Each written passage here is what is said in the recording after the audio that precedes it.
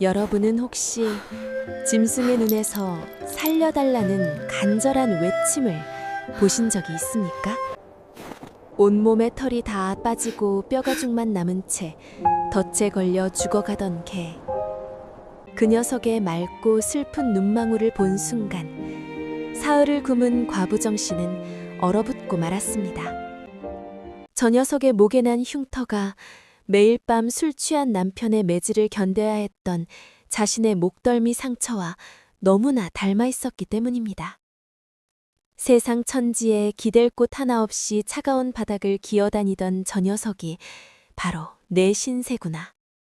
남편에게 매를 맞으며 소리 죽여 울던 내 인생이 저 덫에 걸려 있구나. 얘야, 무서워 마라. 내가 너를 안다. 나도 너처럼 아프게 살아왔단다.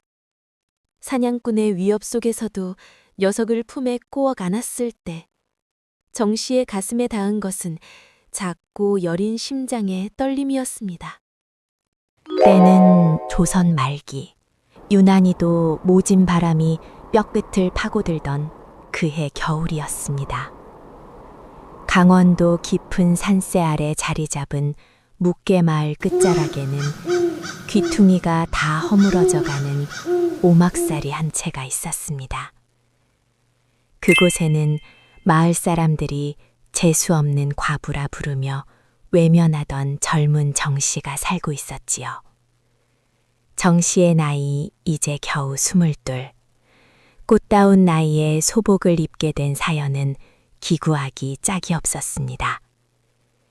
17살 되던 해 노름빛에 눈이 먼 아버지는 딸을 40살이나 많은 이웃 마을 부자에게 팔아넘기듯 시집 보냈습니다.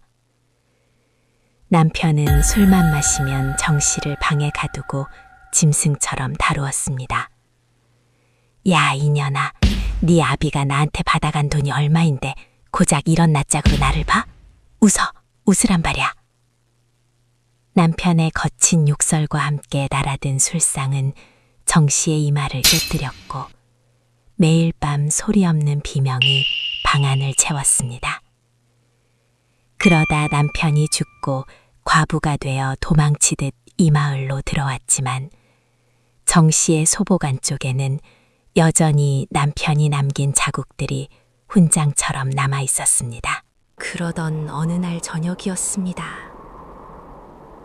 땔감을 구하려 산 깊숙이 들어갔던 정씨는 사냥꾼들이 쳐놓은 덫에 걸려 앞발이 으스러진 개 한 마리를 발견합니다. 온몸은 털이 빠져 흉측했고 종기가 나 몸에선 고약한 냄새가 풍겼지요. 사냥꾼들이 몽둥이를 휘두르며 짐승을 죽이려 할 때 정씨는 자신도 모르게 그 앞을 막아섰습니다. 여보시오들, 이 가엾은 생명이 무슨 죄가 있다고 이리 모질게 구시오. 말 못하는 짐승이라 하여 그 생명이 가벼운 줄 아시오. 아니, 과부년이 미쳤나. 재수없는 병든 개가 우리 덫에 걸려 산의 기운을 다 망쳐놨단 말이오. 비키시오. 오늘 이놈을 죽여 산신령께 제물로 바쳐야 하니까. 사냥꾼이 몽둥이를 지켜들자 정씨는 품 안에서 소중히 싸둔 은가락지 하나를 꺼냈습니다. 이 가락지라도 드릴 테니 제발 이 녀석을 놓아주시오. 제 전 재산이나 다름없는 것입니다. 제발 부탁이니 이 작은 목숨 하나만 살려주시오. 가락지를 가로챈 사냥꾼들이 비웃으며 떠난 뒤 정씨는 피투성이가 된 개를 안았습니다. 녀석의 몸은 깃털처럼 가벼웠지만 정씨의 품에 닿은 그 여린 심장 소리는 아주 뜨겁고도 절박하게 뛰고 있었습니다. 집에 돌아온 정씨는 제일 먼저 따뜻한 물을 데워 짐승의 몸을 닦아주었습니다. 엉겨붙은 피와 오물을 씻어내며 정씨는 녀석의 발바닥을 가만히 쥐어보았습니다. 아이고, 고생 많았다. 이 뭉툭한 발로 그 험한 산길을 얼마나 헤맨 게냐. 냄새를 보니 너도 참 착하게 살았구나. 고소한 흙내음과 누룽지 향이 나는 걸 보니 말이다. 개들을 키워본 사람들은 압니다. 그 고수운 발바닥 냄새가 얼마나 큰 위안이 되는지를요. 정씨는 녀석의 발바닥에 얼굴을 묻고 한참을 울었습니다. 남편에게 매맞을 때도, 마을 사람들에게 손가락질 당할 때도 나오지 않던 눈물이 짐승의 온기 앞에서 터져나온 것이지요. 녀석은 아픈 와중에도 젖은 눈으로 정씨를 보더니 가느다란 꼬리를 한번 살랑 흔들었습니다. 그리고는 정씨의 손바닥에 자신의 턱을 가만히 얹었습니다. 마치 울지 마세요, 아주머니. 이제 제가 곁에 있잖아요. 라고 위로하는 듯 했습니다. 그날 밤이었습니다. 마을에 탐욕스러운 조진사가 보낸 무례배들이 정씨의 오막살이에 들이닥쳤습니다. 조진사는 정씨의 집터가 명당이라는 말을 듣고 그녀를 쫓아내기 위해 온갖 술수를 다 쓰고 있었지요. 야, 과부년아! 당장 기어 나오지 못해? 오늘 안에 짐 안 싸면 이 집을 확 불태워버릴 거다! 무례배들이 방으로 들어오려 하자 평소 죽은 듯이 숨죽이던 정씨가 녀석을 온몸으로 감싸 안으며 외쳤습니다. 안 됩니다. 제발 이 가엾은 생명이 정신을 차릴 때까지만이라도 시간을 주십시오. 사람이 어찌 이리 무도하단 말입니까? 무례배들의 거친 발길질이 정씨의 어깨와 등에 쏟아졌습니다. 평소 같으면 서러움에 흐느꼈을 정씨였지만 품 안에서 바들바들 떨고 있는 녀석의 심장 소리를 느끼니 이상하게도 하나도 아프지 않았습니다. 오히려 녀석이 겁먹을까봐 정씨는 입술을 깨물며 비명조차 참아냈지요. 그런데 그때였습니다. 숨이 넘어가던 개가 으스러진 발로 기적처럼 일어나 무례배들을 향해 낮게 으르렁거렸습니다. 으르렁, 멍, 멍. 제 몸 하나 가누지 못하는 짐승이 주인을 지키겠다고 이빨을 드러내며 앞을 가로막는 모습에 무례배들도 당황하여 침을 뱉고는 물러갔습니다. 정씨는 떨리는 손으로 녀석을 다시 안아주었습니다. 녀석은 정씨의 얼굴에 묻은 먼지를 혀로 정성스럽게 핥아주었습니다. 녀석의 혀는 따뜻하고 축축했지만 그 어떤 명약보다 정씨의 상처를 깊게 치유해 주었습니다. 그날 이후 며칠간 두 외로운 영혼은 서로의 온기에 기대어 살았습니다. 정씨가 바느질할 때면 녀석은 정씨의 발등 위에 턱을 툭 괴고 잠이 들었고 정씨는 그런 녀석의 귀끝을 만져주며 처음으로 가족이라는 단어를 떠올렸습니다. 하지만 기적은 오래가지 않았습니다. 사흘째 되는 날 새벽, 녀석은 마지막 기운을 모아 주인의 손을 한참이나 핥아주었습니다. 마치 아주머니 덕분에 정말 따뜻했어요. 이제 너무 슬퍼하지 마세요. 라고 작별 인사를 건네는 듯 했습니다. 녀석은 정씨의 품 안에서 조용히 눈을 감았습니다. 죽어서도 꼬리는 정씨 쪽을 향해 굽어 있었지요. 정씨는 차갑게 식어가는 녀석의 몸을 안고 해가 뜰 때까지 울었습니다. 하지만 정씨는 알지 못했습니다. 이 이별이 끝이 아니라 녀석이 남긴 기막힌 보은의 시작이라는 것을 말입니다. 정씨는 녀석을 양지 바른 뒷산 언덕, 마을이 한눈에 내려다 보이는 곳에 묻어주고 돌아와 한참을 울었습니다. 집안 곳곳에 남은 녀석의 털 한 올, 녀석이 생전에 좋아하던 낡은 밥그릇 하나가 가슴을 갈기갈기 찢어 놓았지요. 미안하다. 나 같은 주인을 만나 고생만 하다가 가는구나. 저 세상에 가서는 매질 없는 곳에서 배불리 먹고 뛰어놀거라. 정 씨는 녀석의 채취가 남은 툇마루 구석을 손으로 쓸어보았습니다. 그런데 바로 그때였습니다. 텅 빈 부엌에서 나비들이 날갯짓하는 듯한 신비로운 소리가 들려왔습니다. 부르르, 부르르. 홀린 듯 부엌문을 열자 그곳에는 죽은 녀석이 마지막까지 정 씨의 발등에 턱을 괴고 누워있던 바로 그 자리에 생전 본 적 없는 낡은 나무 쌀통 하나가 놓여 있었습니다. 아니, 이게 어찌된 일이야? 너니? 네가 나를 위해 보낸 선물이니? 떨리는 손으로 쌀통의 뚜껑을 열자 눈부시게 하얀 쌀이 가득했습니다.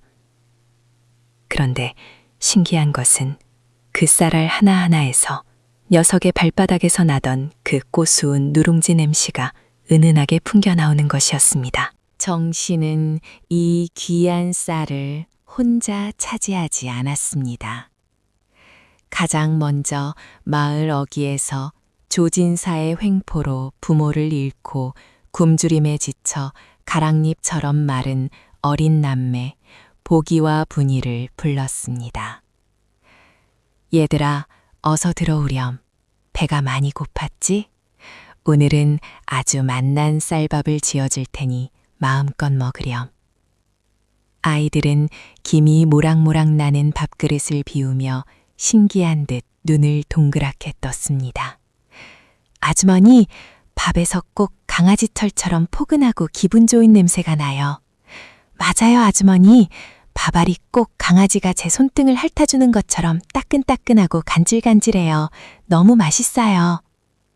정 씨는 아이들이 먹는 모습을 보며 흐뭇해했습니다.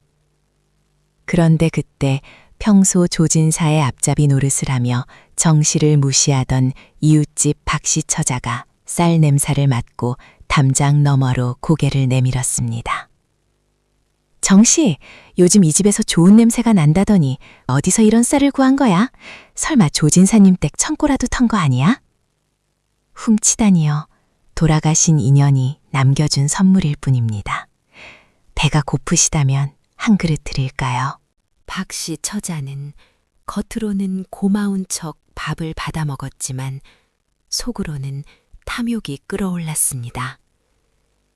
그날 밤 그녀는 몰래 담장을 넘었습니다. 이런 보물을 혼자 차지해? 이건 내 거야. 내가 가져가서 조진사님께 바치면 큰 상을 받겠지?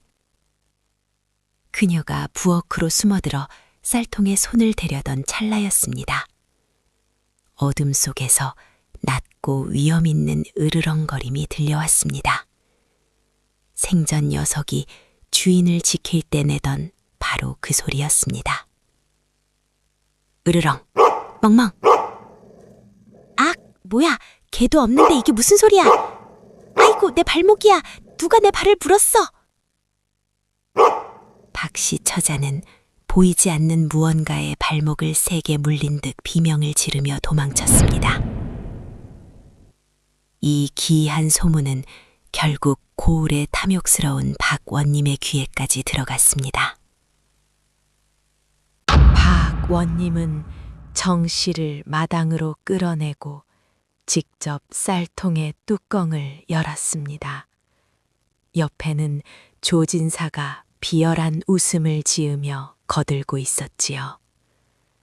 하하하, 이제 이 모든 쌀이 내 것이로구나. 이 요물단지를 당장 관하로 옮겨라. 그런데 원님의 손이 쌀통에 닿자마자 그 희고 곱던 쌀들이 순식간에 지독한 냄새를 풍기는 시커먼 개 털뭉치들과 바구미대로 변해 원님의 온몸에 달라붙었습니다. 아, 이게 뭐야? 왜 이렇게 가려운 게냐? 이놈들아, 당장 이 지저분한 털들을 떼어내라. 내 몸이 썩어 들어가는 것 같단 말이다. 원님은 포졸들에게 명해 물로 씻기고 칼로 긁어냈지만 털들은 마치 살아있는 벌레처럼 원님의 살 속으로 더 깊이 파고들었습니다. 원님은 고통에 몸부림치며 소리쳤습니다. 이 과부년이 죽은 남편 귀신이라도 부리는 모양이구나. 여봐라, 당장 이 계집을 지하 감옥에 가두고 쌀통을 부숴버려라. 포졸들이 도끼를 들고 쌀통을 찍으려 했습니다. 하지만 도끼날은 쌀통에 닿기도 전에 허공에서 쨍 하고 부러졌고 오히려 포졸들의 엉덩이를 보이지 않는 발바닥으로 걷어차는 듯한 기이한 충격이 전해졌습니다. 마치 커다란 개가 침입자들을 쫓아내는 모습이었지요. 한편 차가운 지의 다목에서도 정씨는 신기하게도 춥지 않았습니다. 어둠 속에서 보이지 않는 무언가가 그녀의 등 뒤에 바짝 붙어 따뜻한 체온을 나눠주고 있었기 때문입니다. 녀석아, 또 여기 왔구나. 보이지 않아도 알 수 있어. 네 그 묵직한 등끼리가 느껴지는 걸 보니 말이야. 주인 추울까봐 여기까지 와서 등을 빌려주는 게냐? 고맙다, 정말 고마워. 관아 마당에서는 박수무당이 칼을 휘두르며 요란한 구판을 벌이고 있었습니다. 물러가라! 이 쌀통 속에 든 짐승 귀신아! 당장 나오지 못할까? 그때 쌀통에서 은빛 실들이 폭풍처럼 뿜어져 나와 무당의 입과 몸을 꽁꽁 묶어버렸습니다. 관아 전체가 개털 냄새와 날카로운 실들로 가득 찼지요. 박원님은 공포에 질려 정씨를 다시 끌어내라 명했습니다. 정씨가 관아 마당으로 들어서는 순간 모든 실과 털뭉치가 눈 녹듯 사라졌습니다. 나으리, 짐승은 사람의 말은 못해도 마음의 색깔은 귀신같이 알아봅니다. 녀석의 의리를 탐욕으로 뺏으려 하시니 나으리에겐 독이 되어 박히는 것입니다. 이때 보기와 분이가 포졸들의 옷자락을 붙들며 울부짖었습니다. 우리 아주머니 괴롭히지 마세요. 우리 강아지는 나쁜 귀신이 아니란 말이에요. 우리가 배고파서 길바닥에서 잘 때 자신의 따뜻한 배를 침대 삼아 내주던 착한 친구예요. 아이들의 순수한 외침에 쌀통의 분노가 서서히 가라앉았고 원님은 결국 살려달라 빌며 정씨를 풀어주었습니다. 정씨가 다시 오막살이로 돌아오던 길, 보기와 분이는 정씨의 치맛자락을 꼭 붙잡고 떨어질 줄 몰랐습니다. 아주머니, 저기 좀 보세요. 부엌 바닥에 강아지 발자국이 찍혀 있어요. 꼭 우리를 기다리고 있었던 것 같아요. 정씨가 자세히 보니 먼지 쌓인 부엌 바닥 위로 아주 작고 동글동글한 앞발자국들이 쌀통을 호위하듯 찍혀 있었습니다. 정씨는 그 자국을 손으로 만져보며 미소 지었습니다. 정말이구나. 녀석이 우리가 돌아오는 걸 알고 기뻐서 우다다를 한 모양이야. 이 작고 귀여운 발자국 좀 보렴. 보기는 쌀통 곁으로 다가가 가만히 귀를 기울였습니다. 아주머니, 녀석이 지금 꼬리를 흔들고 있어요. 벽에 부딪히는 소리가 들려요. 툭툭 탁탁. 그것은 정말 쌀알이 구르는 소리가 아니라 주인을 보고 너무 기쁜 나머지 제어하지 못하고 흔들어대던 힘찬 꼬리질 소리였습니다. 개를 키워본 사람만이 아는 그 기분 좋은 타격음이 부엌을 채웠습니다. 박원님마저 쌀통의 기괴함에 물러나자 묵계마을에는 잠시 평화가 찾아오는 듯했습니다. 하지만 정씨를 사람 취급도 하지 않으며 괴롭혀온 조진사는 포기하지 않았습니다. 그는 정씨의 집터가 명당이라 믿었고 그 쌀통만 뺐으면 평생의 부귀를 누릴 수 있을 거란 망상에 사로잡혔지요. 깊은 밤, 조진사는 덩치 큰 사내 하나를 데리고 정씨의 오막살이에 소리 없이 숨어들었습니다. 마당에는 차가운 달빛이 정씨의 초라한 집을 시퍼렇게 비추고 있었지요. 조진사는 방 안에서 새어나오는 보기와 분이의 웃음소리에 인상을 찌푸렸습니다.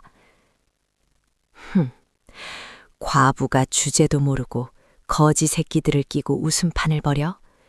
감히 내 명성을 깎아내리고도 무사할 줄 알았더냐? 조진사는 문을 박차고 들어가 부엌으로 향했습니다.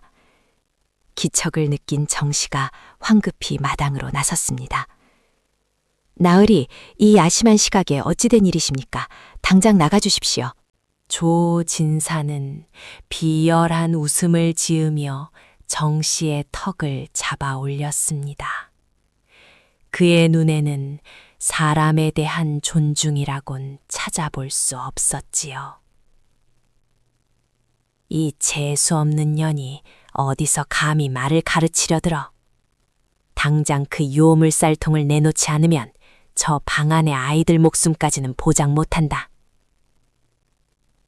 조진사의 입에서 뿜어져 나오는 지독한 술 냄새와 폭언에 정씨는 몸을 떨었습니다. 하지만 그녀는 보기와 분이의 손을 꼭 잡으며 한 걸음도 물러나지 않았습니다. 정씨의 손에는 모기가 아니라 녀석이 생전에 가장 아꼈던 낡은 밥그릇 하나가 들려 있었습니다. 나으리, 이 쌀통은 누군가를 해치려 온 게 아닙니다. 오직 굶주린 배를 채우고 외로운 이의 시린 등을 지키기 위해 여기 있는 것입니다. 억지로 가져가려 하신다면 그 결과 또한 나으리의 몫이 될 것입니다. 녀석의 마지막 의리를 욕되게 하지 마십시오. 시끄럽다. 니년의 그 입부터 찢어놓아야겠구나. 조진사는 정씨를 거칠게 밀치고 부엌으로 들어가 쌀통을 덥석 잡았습니다. 그런데 이상한 일이 벌어졌습니다. 장정이 달려들어 낑낑거려도 꿈쩍 않던 쌀통이 조진사의 손이 닿자마자 마치 솜털처럼 가볍게 번쩍 들리는 게 아니겠습니까? 하하하, 다들 겁쟁이들이었구나. 이렇게 가벼운 것을 구고 요물이라 떠들어대다니. 조진사는 기세등등하게 쌀통을 어깨에 메고 마당으로 걸어 나왔습니다. 정씨를 비웃으며 대문을 나가려던 그 순간이었습니다. 이게 왜 이러냐? 누가 내 어깨를 누르는 거야? 가벼웠던 쌀통이 단 한 걸음 만에 천근만근 무게가 늘어나기 시작했습니다. 그것은 나무 상자의 무게가 아니라 조진사가 평생 힘없는 이들을 짓밟고 과부 정씨를 모욕하며 쌓아온 죄의 무게였습니다. 조진사는 비명을 지르며 바닥에 처박혔습니다. 쌀통은 이제 거대한 바위가 되어 조진사의 가슴을 짓눌렀고 그 안에서 하얀 쌀가루들이 나비처럼 날아올라 조진사의 눈과 입을 막아버렸습니다. 쌀가루에선 녀석이 화가 났을 때 풍기던 지독한 짐승의 털 냄새가 진동했지요. 살려줘. 숨을 쉴 수가 없다. 내 뼈가 으스러진다. 조진사가 울부짖을 때 쌀통 안에서 녀석의 으르렁거리는 소리가 낮고 묵직하게 울려 퍼졌습니다. 정씨가 다가가 조진사의 어깨 위에 놓인 쌀통에 손을 얹었습니다. 나으리, 녀석은 나으리의 목숨을 원하는 게 아닙니다. 평생 남을 벌레만도 못하게 여기며 살아온 나으리의 그 시커먼 마음을 꾸짖고 있는 것입니다. 이제 그만 욕심을 놓으십시오. 정씨의 손이 닿자마자 조진 살을 짓누르던 그 무거운 무게가 순식간에 사라졌습니다. 조진사는 혼비백산하여 전 재산과 집을 내팽개치고 어둠 속으로 도망쳤습니다. 뒷날 들리는 소문에 의하면 그는 평생 어깨에 보이지 않는 쌀통을 짊어진 듯 허리를 펴지 못한 채 거지가 되어 떠돌았다고 합니다. 폭풍 같은 밤이 지나고 마당에는 정적만이 감돌았습니다. 보기와 분이가 조심스레 나와 정씨의 손을 잡았습니다. 아주머니, 이제 우리 강아지는 어디로 간 거예요? 또 우리를 떠나는 거예요? 정씨는 아이들의 손을 꼭 잡고 녀석의 무덤 쪽을 바라보았습니다. 언덕 위에서 황금빛 나비 한 마리가 날아와 정씨의 어깨에 살포시 앉았습니다. 녀석이 생전에 반가울 때 내던 그 가느다란 솜소리가 정씨의 귓가에 들리는 듯했습니다.